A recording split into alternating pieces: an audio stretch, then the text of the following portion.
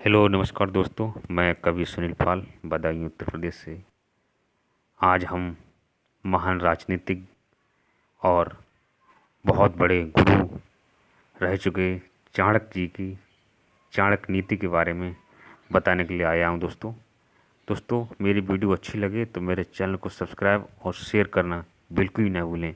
चाणक्य ने जीवन जीने की कला के बारे में बताया है कि हमें किस प्रकार जीवन जीना चाहिए और हमें कैसे रहना चाहिए, किन किन लोगों पर संदेह करना चाहिए, किन किन लोगों को हमें परखना चाहिए, किन किन लोगों से दूर रहना चाहिए, किन किन लोगों के पास रहना चाहिए।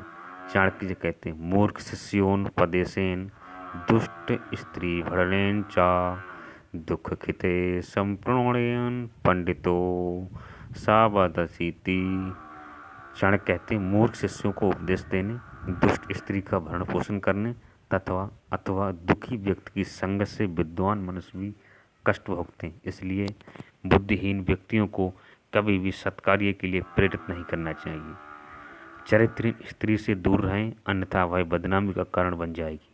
इसी प्रकार दुखी व्यक्ति से कभी सुख प्राप्त नहीं हो सकता, अतः उनकी संगत से बचें। चाणक्य कहते हैं कि इन लोगों से हमें दूर रहना चाहिए, इनसे हमें दुखी होगा कभी लाभ नहीं हो सकता है। इन लोगों से हमें दोस्ती नहीं करनी चाहिए।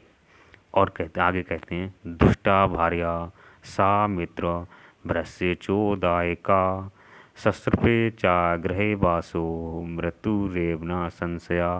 आगे कहते हैं, कटु वचन बोलने वाली स्त्री, पापयुक्त आचरण करने वाले मित्र तथा विश्वासघाती एवं स्वेच्छाचारी सेवक की संगत करने वाले मनुष्य के निकट निश्चित ही मृत्यु का वास होता है। ऐसा मनुष्य कभी भी मृत्यु का ग्रास बन सकता है। इसीलिए हमें इन लोगों से दूर रहना चाहिए, तभी हमारी भलाई है।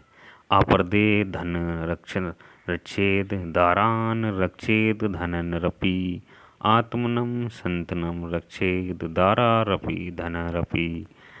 चाणक्य कहते हैं, भय मनुष्य बुद्धिमान होता है जो बुरे समय अथवा विपत्ति काल के लिए धन की बचत करता है। ऐसी बचत की यत्नपूर्वक रक्षा करनी चाहिए। इसी प्रकार स्त्री भी धन के समान है, इसलिए उसकी भी रक्षा करें, लेकिन उससे पूर्व मनुष्य को अपनी सुरक्षा के प्रति सतर्क रहना चाहिए। यदि वह स्वयं सुरक्षित है तभी धन और स्त्री की रक्षा करने में समर्थ हो पाएगा। इस दोहे में चाणक्य कहते हैं कि हमें धन की बचत करनी चाहिए और धन के साथ साथ हमें स्त्री की बचत करनी, स्त्री की रक्षा करनी चाहिए। स्त्री की रक्षा से पहले हमें स्वयं की रक्षा करनी चाहिए। अगर आप स्वयं सुरक्षित हैं तो आपकी स्त्री और आपका धन सब चीज़ सुरक्षित रहेगा। आप दर्थे धन रक्षतमता कुत आपदा कजा चिल्लते लक्ष्मी सचते पड़ी बिन सपी। इस दोहे में चाणक्य कहते हैं, विपत्ति काल के लिए मनुष्य को धन का संचय अवश्य करना चाहिए, लेकिन कभी यह ना सोचे कि धन के द्वारा वे विपत्ति को दूर करने में समर्थ हो जाएंगे। चंचलता लक्ष्मी का स्वभाव है, इसलिए भय कहीं भी नहीं ठहरती। यद्यपि धन का संचय मनुष्य की बुद्धिमत्ता का परिचायक है, लेकिन इसका अर्थ यह नहीं कि इससे विपत्ति काल नष्ट हो जाएगा।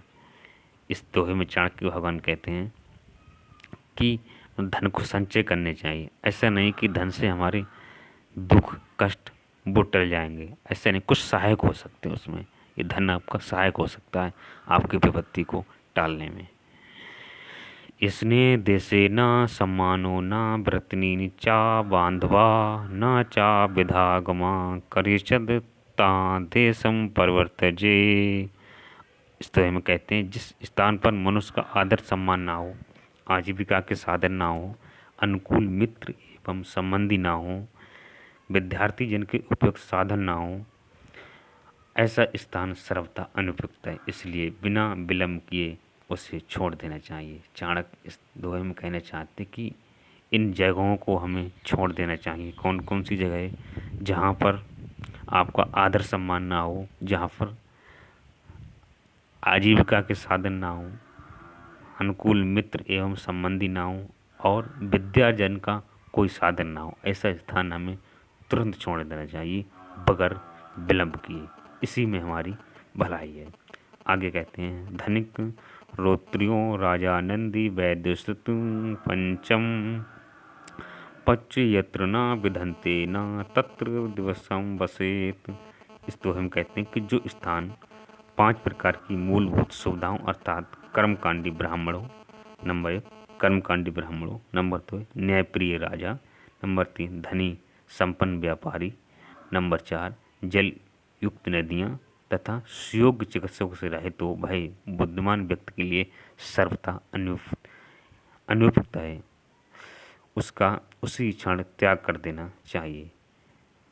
इसमें चाणक्य जी कहते हैं, अगर जिस स्थान पे ये 5 चीज़ें नहीं हैं उस स्थान को हमेशा त्याग कर देना चाहिए, उस स्थान पर नहीं रहना चाहिए। अगर किसी भी स्थान पर डॉक्टर, सुयोग्य राजा, ब्राह्मण, जल उपयुक्त है तो वहाँ पर हमेशा स्थान रहना चाहिए, वहाँ पर हमें रहना चाहिए, वहाँ पर हमें रहकर जीवन यापन करना चाहिए।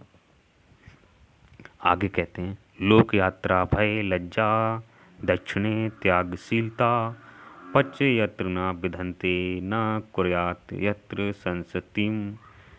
तो हम कहते हैं, जिस स्थान पर निवास करने वाले मनुष्य लोक परलोक के प्रति आस्था न रखते हों, जिस स्थान पर निवास करने वाले व्यक्ति लोक परलोक की आस्था न रखते हों अथवा जो ईश्वर की महत्ता को अस्वीकार करें, जो ईश्वर को न मानते हों, लोक परलोक का जिन्हें कोई भय ना हो, जिन्हें लोक परलोक से कोई डर नहीं हो, जो परोपकार और दानशीलता से रहित हों, जो परोपकार और दानशीलता कुछ भी न करते हों, बुद्धिमान मनुष्य को कभी भी ऐसे स्थान पर निवास करने के बारे में नहीं सोचना चाहिए।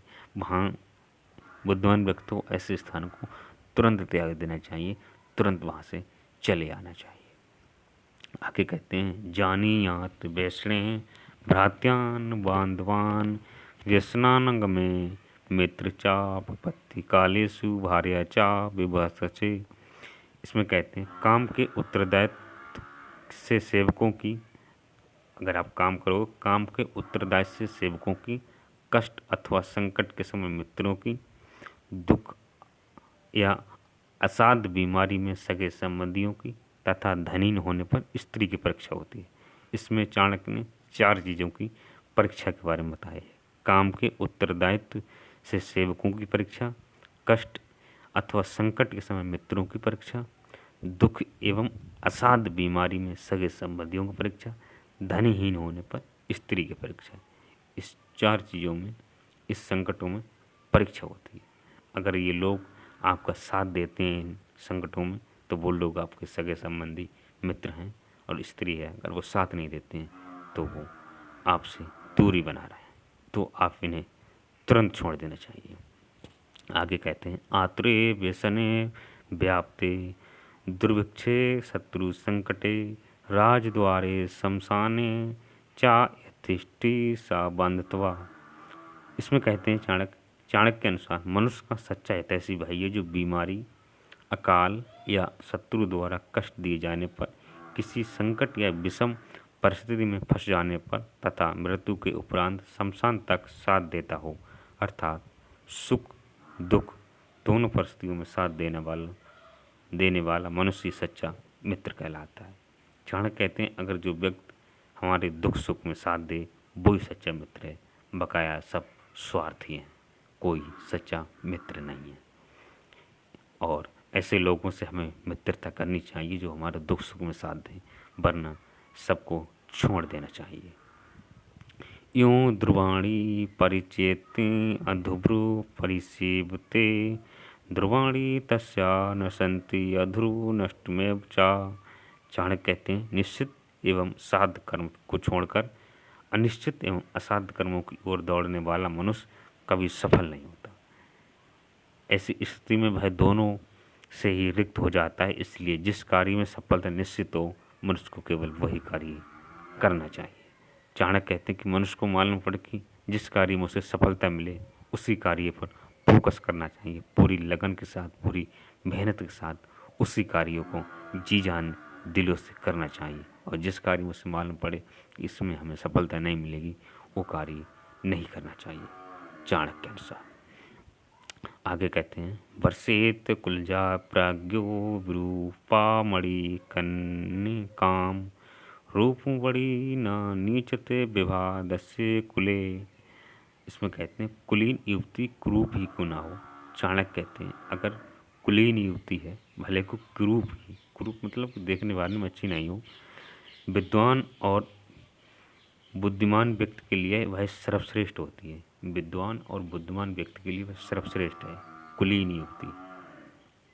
और जो अच्छी युवती है, भले को वो काली क्यों ना हो, क्रूप क्यों ना हो, देखने वाले में अच्छी क्यों ना हो, मगर विद्वान व्यक्ति के लिए वह सर्वश्रेष्ठ होती, इसलिए उन्हें अपने स्तर की कुलीन युवती से ही विवाह करना चाहिए।